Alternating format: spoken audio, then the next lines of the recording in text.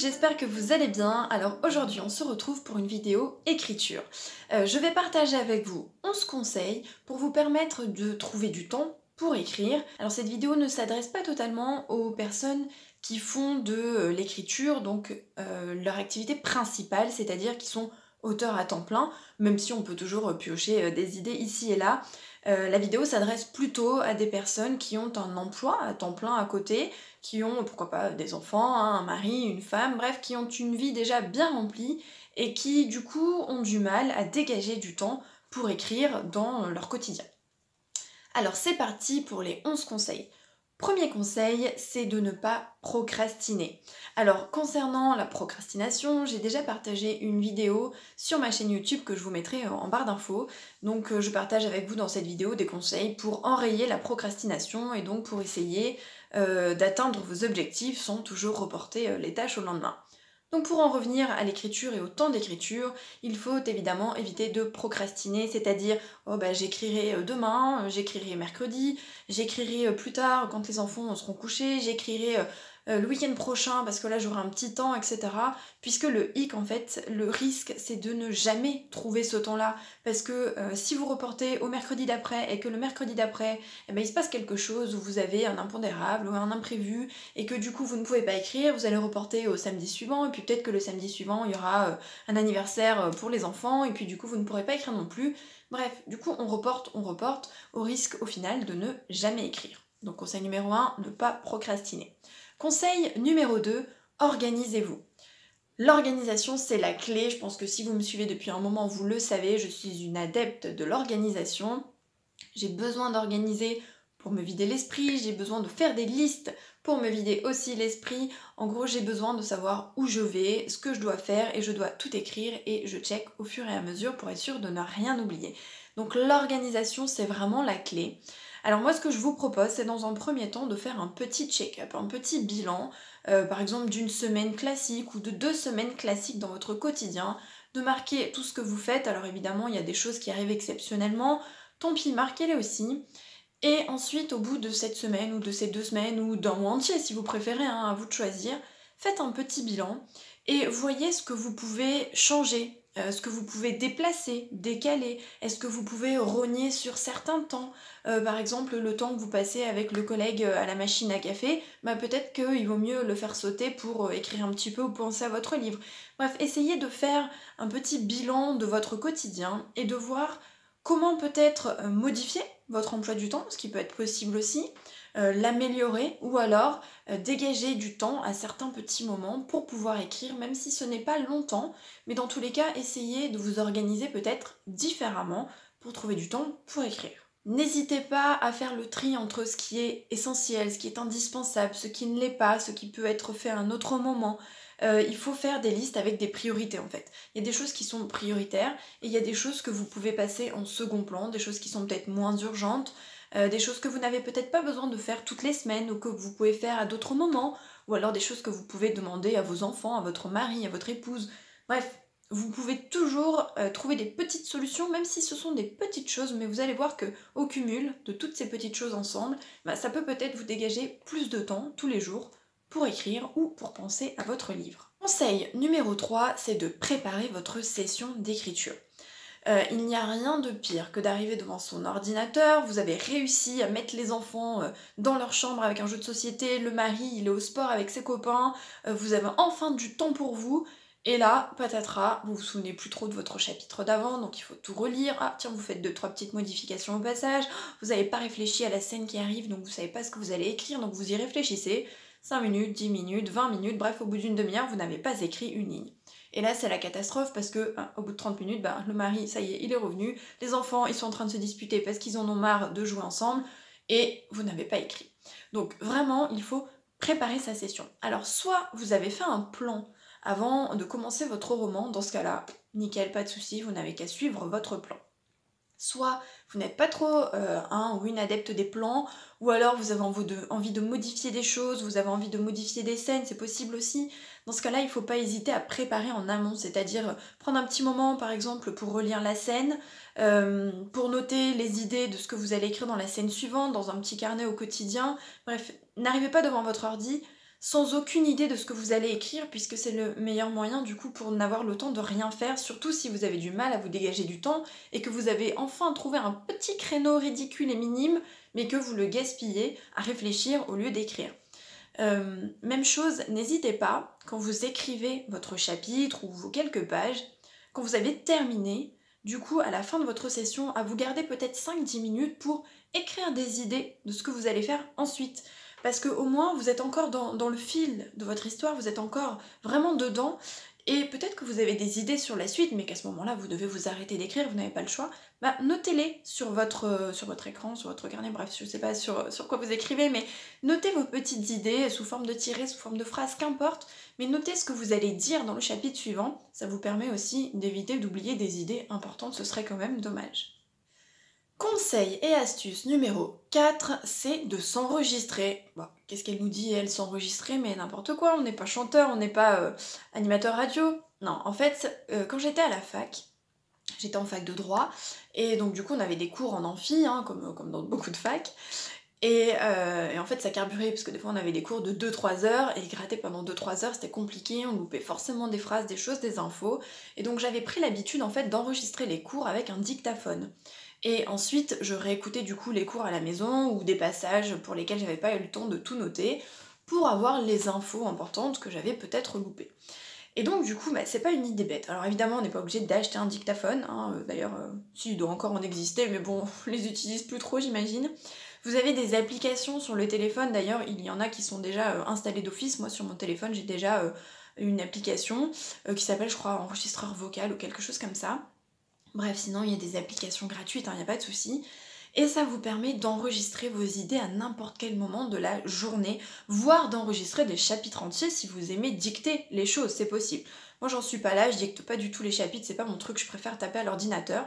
Mais par contre, dicter des idées, des réflexions, des fois je me pose même des questions à moi-même, bah, ça peut vraiment dépanner. Alors moi, là où je le fais le plus, honnêtement, c'est dans les embouteillages, parce qu'il m'est déjà arrivé le matin, d'ailleurs j'en ai parlé il y a pas très longtemps en story sur Insta, j'ai eu une idée de roman pour mon 6e roman, et une idée vraiment prenante, c'est-à-dire que j'avais eu d'autres idées avant, j'avais commencé à y réfléchir, mais sans être trop emballée, et en fait là c'était l'idée, je voulais travailler sur cette idée, et bah le souci c'est que je bosse, hein, je dois partir au travail le matin, je travaille toute la journée, et mon idée, je l'avais eue le soir avant de me coucher. Donc autant vous dire que le lendemain matin, j'étais en excitation totale, j'avais envie de penser à mon roman, j'avais envie de penser à mon histoire, mais je pouvais pas. Je pouvais pas parce que je me suis préparée, je suis allée travailler, après toute la journée je suis avec mes élèves, et je n'ai pas du tout le temps dans la journée de penser à mon histoire. Et donc du coup, dans la voiture le matin, dans les bouchons, hein, sur mon trajet, dès que j'avais des idées, hop, je m'enregistrais. Et en fait, ça m'a permis de noter tout plein de petites choses pour ne pas les oublier surtout, parce que le souci c'est que en voiture on peut pas écrire, hein, c'est pas très pratique. Dans la journée j'avais pas trop le temps non plus, puis j'avais peur d'oublier mes idées. Et du coup j'ai tout enregistré sur mon téléphone, et puis le soir ou le lendemain, hein, quand vous avez le temps, vous reprenez, vous notez sur un carnet, ou si vous vous êtes dicté un chapitre, vous le retapez à l'ordinateur. Mais en tout cas, le dictaphone ou l'enregistreur vocal vous permet d'avancer sur votre roman, d'y penser, d'y réfléchir à plein de moments dans votre journée. Ça peut être en marchant dans la rue. Bon, les passants vont se demander ce que vous faites, mais après tout, on s'en fiche. Vous pourriez très bien être au téléphone.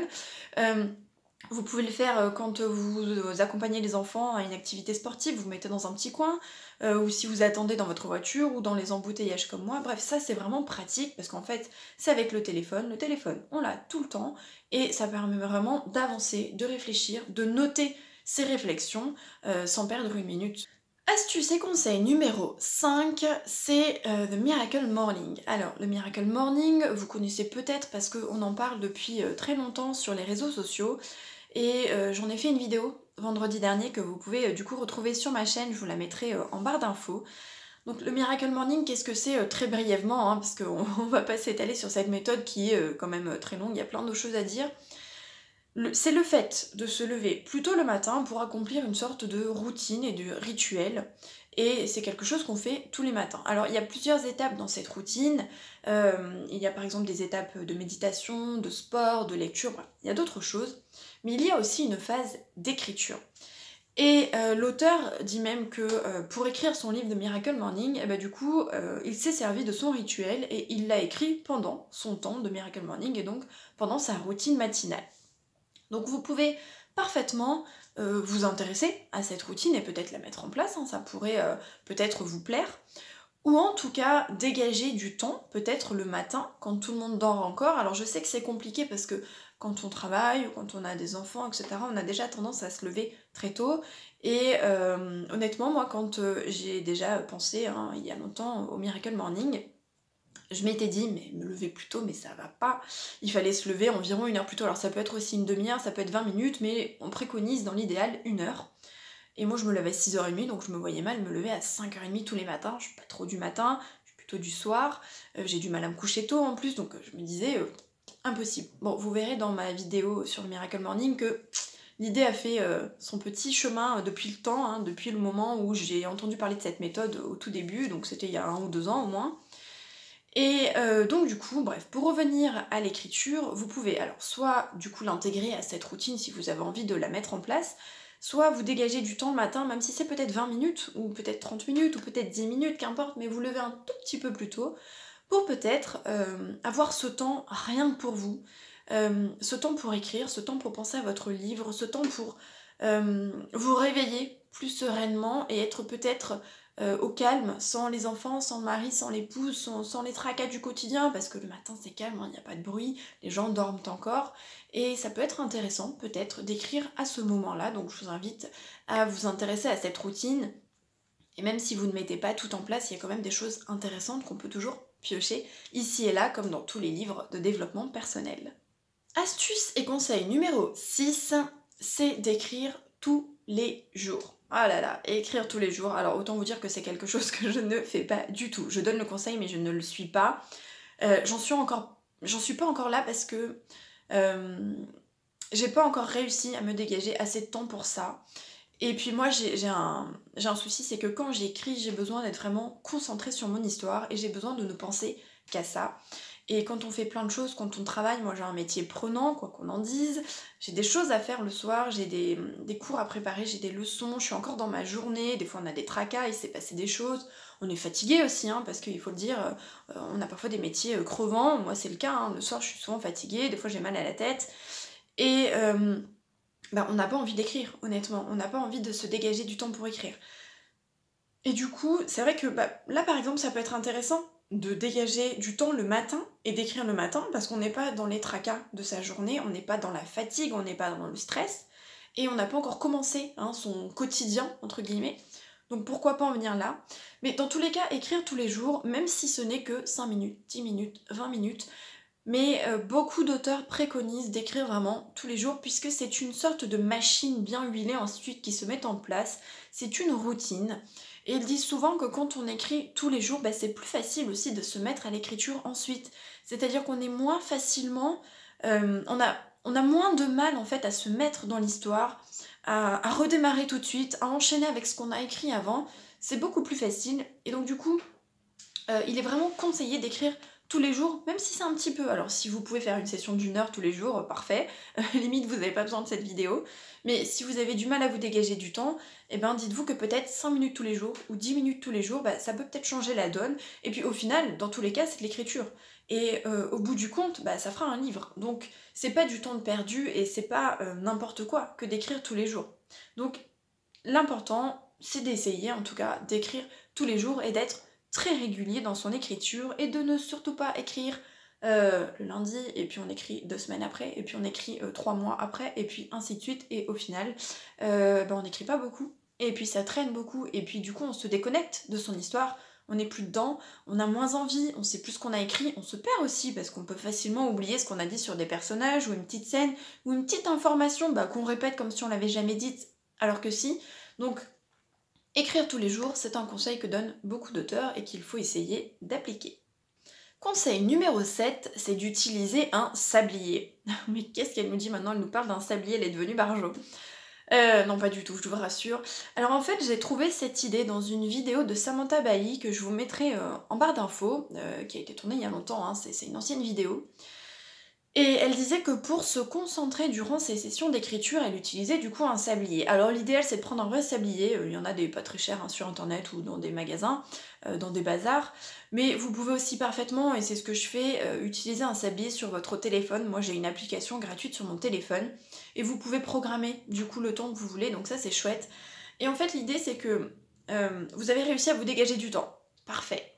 Vous vous mettez devant votre ordi, et puis, ah bah tiens, j'ai une notification Insta. Ah bah tiens, j'ai une notification Twitter. Ah bah j'ai reçu un message sur Facebook. Ah tiens, elle est chouette cette vidéo, je vais la regarder. Et au final, on n'écrit pas parce que on fait d'autres choses.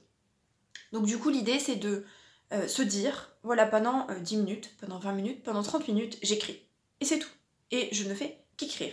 Et en fait, d'avoir le sablier devant soi, c'est quand même chouette parce que on voit le temps, c'est visuel, c'est-à-dire qu'on se dit tiens, tant que ce n'est pas fini, bah j'écris, et puis c'est tout. Et ben, c'est motivant quelque part parce qu'on a moins tendance à papillonner et à penser à autre chose et à faire autre chose. Et on se dit voilà, j'écris 20 minutes, au bout de 20 minutes, ok, je fais une pause, je regarde autre chose, ou j'arrête, hein, si je dois faire autre chose ensuite. Mais pendant mes 20 minutes, j'écris et c'est tout. Donc le sablier, ça peut être une bonne astuce pour être concentré sur sa tâche quand on écrit et ne pas perdre davantage de temps en faisant autre chose. Conseil numéro 8, et qui va avec en fait le conseil numéro 7, c'est de faire le vide autour de vous lorsque vous écrivez. Alors le vide, c'est le téléphone qu'on met en mode avion ou qu'on met très loin de soi et sans le son. C'est internet et les réseaux sociaux sur l'ordinateur, puisque ok il y a le téléphone mais on peut très bien aller sur Twitter ou sur Insta sur l'ordinateur et donc ça va pas du tout. C'est vraiment faire le vide, c'est du coup se débarrasser des enfants, gentiment, hein, vous les occupez, hein. Se débarrasser du mari ou de la femme, de la belle-mère, de la grand-mère, bref, des copines, des copains. En gros c'est vous en tête à tête avec votre roman, votre ordinateur, votre carnet et c'est tout. Personne pour vous déranger, pas de distraction autre. C'est pour ça que le sablier, ça peut être sympa. Et vraiment se concentrer sur son roman, sur son histoire et être dans sa bulle, n'être qu'avec son roman et ne se concentrer que sur ça, parce qu'il n'y a que comme ça qu'on avance. Et si toutes les 2 secondes quelqu'un vient taper à la porte du bureau, si vous avez la chance d'avoir un bureau, parce que si vous êtes dans le salon c'est encore plus compliqué, hein, comme moi je suis dans le salon. Si vous avez le téléphone qui sonne, si vous avez des notifications de réseaux sociaux, bref, c'est la galère et en fait on n'avance jamais. Alors sachez que moi, depuis des mois maintenant, j'ai plus de notifications de réseaux sociaux sur mon téléphone, j'ai tout désactivé, donc c'est-à-dire que je ne vois ce qui se passe que quand j'y vais, quand je vais sur l'application en tant que telle, mais sinon je ne reçois aucune alerte. Je ne reçois que mes mails, ça oui, je continue de les recevoir, mais Insta, Facebook, Twitter, je ne reçois rien et ça permet d'éviter d'être happé toute la journée et d'aller toute la journée sur les réseaux sociaux parce que c'est ce qui se passait avant. Forcément quand on a des comptes un peu plus professionnels et des comptes d'auteurs, bah, on a des notifications, on a des gens qui commentent nos posts, on a des gens qui nous identifient, etc. On a des messages en privé et en fait on est noyé sous tout ça tout le temps, on a des centaines de notifications par jour. Et donc du coup moi j'ai tout désactivé déjà au quotidien, tous les jours, et ça évite d'être happé comme ça. Mais alors quand vous êtes dans un temps d'écriture c'est encore plus important que le reste du temps, hein. Et donc du coup il faut absolument faire le vide vraiment, et c'est vous en tête à tête avec votre histoire, et seulement vous et votre histoire. Mon 9e conseil c'est d'écrire ailleurs. C'est-à-dire que souvent on écrit à la maison, faut le dire, on écrit chez soi, dans son bureau, dans son salon, sur votre terrasse, pourquoi pas. Mais à la maison, bah déjà, des fois on n'est pas seul, hein, c'est le cas. Et on peut être dérangé, c'est-à-dire qu'on est dans notre quotidien, mais on est aussi dans nos tracas, dans toutes ces pensées, on est... oh mince, il y a la machine à laver à faire tourner, il faut que j'étende le linge, je l'ai pas fait, oh là, il y a des assiettes dans l'évier, il faut que je fasse la vaisselle, on a les enfants à côté, bref. Et en fait, on reste dans cette routine, on reste dans ces soucis, on reste dans tout ce qu'on a à faire. Et parfois, c'est tellement oppressant bah, que finalement, on n'arrive pas à se concentrer sur son histoire. Parce que un mot, un moment, nos pensées, elles nous assaillent hein, au quotidien, notre cerveau pense tout le temps. Et en fait, on n'arrive pas à se plonger dans l'histoire, on n'arrive pas à ne penser qu'à ça. Et c'est le risque en restant chez soi. Alors bah, si on n'a pas le choix, bah, on n'a pas le choix et on fait comme on peut à la maison. Je veux dire, les conseils que je donne, ce sont des conseils. Hein. On prend pas, on n'essaye pas. Après, c'est à vous de faire votre petite sauce. Hein. Mais dans tous les cas, écrire ailleurs, ça peut être une bonne astuce. Donc écrire ailleurs, c'est-à-dire aller dans un parc, aller dans un café, pourquoi pas, aller à l'extérieur, aller dans une forêt que vous aimez bien, bref, aller dans un endroit qui pourrait être votre petite bulle à vous, alors pas toujours le même endroit, hein, mais vous pouvez aussi aller toujours au même endroit si ça vous convient, mais vous dire, voilà, je sors et je vais écrire. Et l'endroit où je vais, c'est pour écrire et c'est uniquement pour ça. Et c'est pour penser à mon roman. Et du coup, vous serez un petit peu dans votre cocon, dans une bulle, un petit peu une bulle de bonheur et de paix, dans laquelle vous pourrez du coup écrire et ne faire que ça. Et vous éloigner en fait de votre quotidien. C'est comme si vous laissiez le quotidien, les soucis, les tracas, les factures à la maison, fermez la porte. Et quand vous partez à l'extérieur, et bien là, c'est pour vous. Et c'est ce moment pour vous, pour écrire. Donc écrire ailleurs, ça peut être aussi une bonne astuce. Alors écrire dans un café, ça c'est si le bruit ne vous dérange pas évidemment. Écrire dans une forêt, etc. Bon bah si on est en plein hiver qui fait très froid ou qui pleut, bon bah c'est ballot, ce sera peut-être pas le bon moment. Mais vous pouvez toujours essayer de trouver des petits endroits. Pourquoi pas dans votre voiture quelque part, hein, à la limite, tous les moyens sont bons, j'ai envie de dire.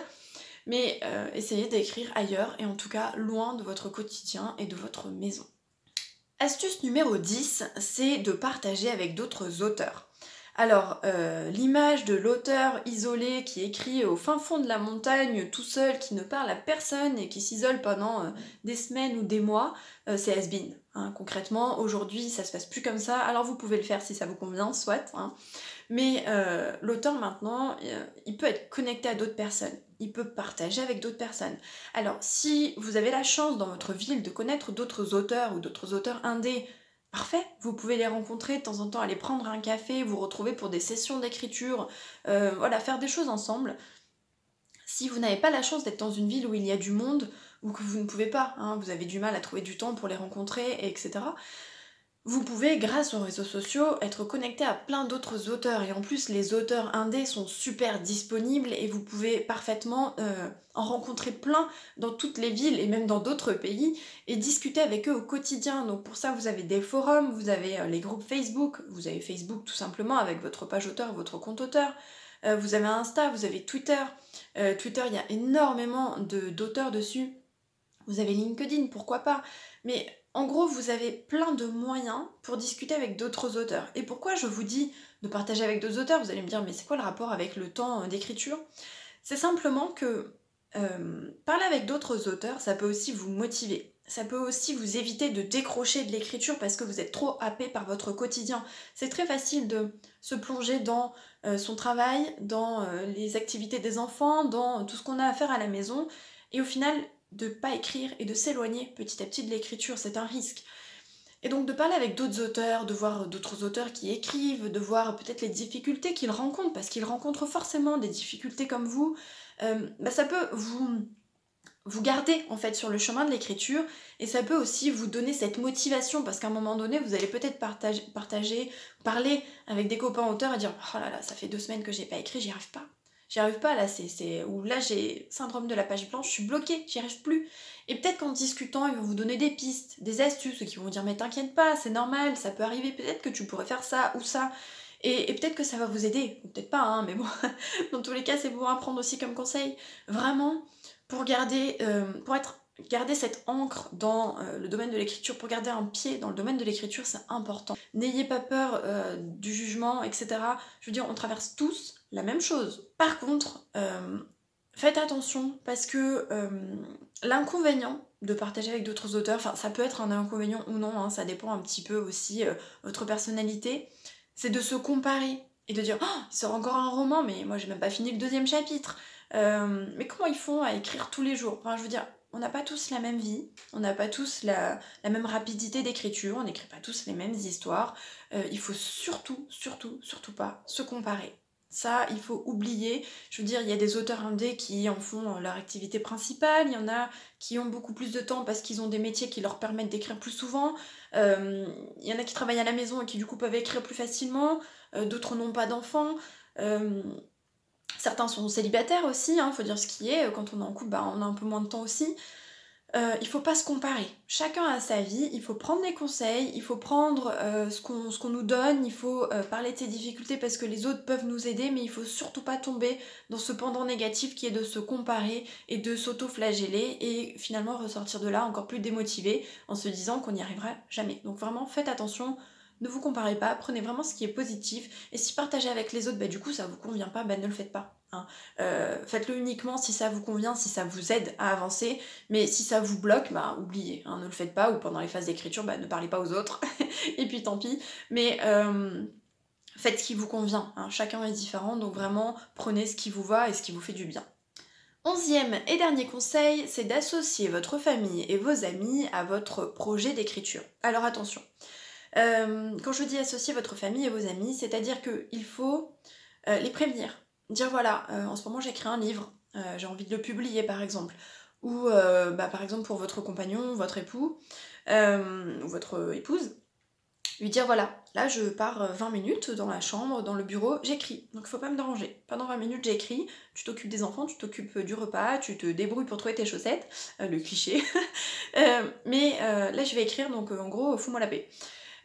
L'idée c'est de pas essayer de faire ça en cachette, de pas de pas faire comme si c'était pas important, comme si c'était un détail et comme si finalement si vous n'écriviez pas, bah tant pis. Et peut-être que bah, les enfants vont avoir besoin de vous, votre mari, votre épouse, et du coup bah, ça passera avant l'écriture. Non, il faut en faire quelque chose d'important, il faut en faire un projet, il faut en faire un projet qui vous tient à cœur, parce que bah, en général quand on écrit c'est que le projet nous tient à cœur, mais il faut y associer les autres au sens où il faut leur dire voilà, j'écris, ça compte pour moi, ça fait partie de mes priorités aujourd'hui, et là j'ai besoin de me dégager du temps pour écrire. Et dans le même état d'esprit, et j'ai besoin de votre soutien. J'ai besoin que là, si je suis démotivée et que je viens te parler, eh ben, tu me dis, bah vas-y, tu vas y arriver. Ce genre de choses, voilà, associer ces personnes dans cet état d'esprit d'écriture et dans un état d'esprit positif, c'est-à-dire qu'il faut que ce soit des moteurs pour vous. Donc on dégage les personnes néfastes, on dégage ceux qui vont vous dire bah tu vas pas y arriver, t'es nul, pourquoi t'écris un livre, ça sert à rien. J'en ai parlé hein, dans la vidéo sur la procrastination. Vraiment, on en parle qu'aux personnes proches, et aux personnes proches si elles sont positives, entre guillemets, c'est-à-dire que on peut les en informer, on peut leur dire voilà ça compte pour moi, mais par contre on balaye, c'est-à-dire qu'on leur donne pas tous les détails de ce qu'on fait au quotidien si jamais ce sont des personnes qui ont tendance à être négatives et à nous dire qu'on va pas y arriver et que c'est nul ce qu'on fait. Hein. Là vraiment l'idée d'en parler c'est pour faire en sorte que ce projet soit important et que tout le monde le sache et que du coup on vous dise pas bah c'est pas grave si t'écris pas aujourd'hui, là on a un repas, ou là il faut s'occuper des enfants, ou là on a des factures, enfin bref, faire plein d'autres choses à la place de l'écriture. Il faut en faire un projet important parce que c'est important pour vous et du coup il faut que les autres le sachent pour qu'ils comprennent que c'est important et qu'ils s'associent à ce projet en ne vous empêchant pas d'écrire, entre guillemets. Ça peut être important aussi si vous avez une tendance à abandonner ou à lâcher rapidement, à vous démotiver. Voilà, ça peut être un point fort si ces personnes-là sont des personnes, si vous avez un meilleur ami, une meilleure amie ou un époux qui est fabuleux, et que ce sont des personnes qui vous boostent, hein, qui vous disent mais non, allez vas-y, là t'écris, tu vas y arriver, je m'occupe de tout pendant 30 minutes, vas-y, t'y vas, moi je crois en toi, tu vas y arriver. Voilà. C'est dans cet état d'esprit-là aussi qu'il faut s'entourer des bonnes personnes et le dire aux bonnes personnes. Voilà pour les 11 conseils, j'espère qu'ils vous auront été utiles, j'espère qu'ils pourront vous aider à dégager du temps pour l'écriture. Autant vous dire que je sais à quel point c'est difficile parce que je n'en fais pas mon activité principale non plus, vous le savez, hein, je suis professeure donc c'est ce qui me prend tout mon temps.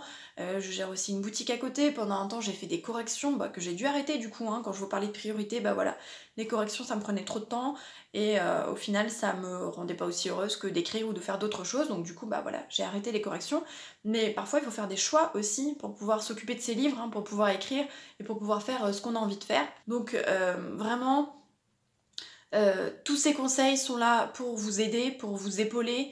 Donc prenez, testez, faites votre petite salade à vous, essayez ce qui peut vraiment vous convenir. Et puis peut-être qu'il y a des idées qui vont vous servir et d'autres pas du tout. Qu'importe, l'important c'est d'essayer. Et l'important c'est de pouvoir écrire au final. Donc qu'importe que vous preniez un conseil ou les 11 conseils, après tout c'est pas grave. L'important c'est que vous puissiez écrire au bout du chemin et que vous puissiez réaliser votre rêve d'écriture et publier vos romans si vous en avez envie. Voilà pour Séance Conseil, cette vidéo est terminée. N'hésitez pas à vous abonner, à mettre un petit pouce si vous avez aimé, à me suivre sur les réseaux sociaux. A plus!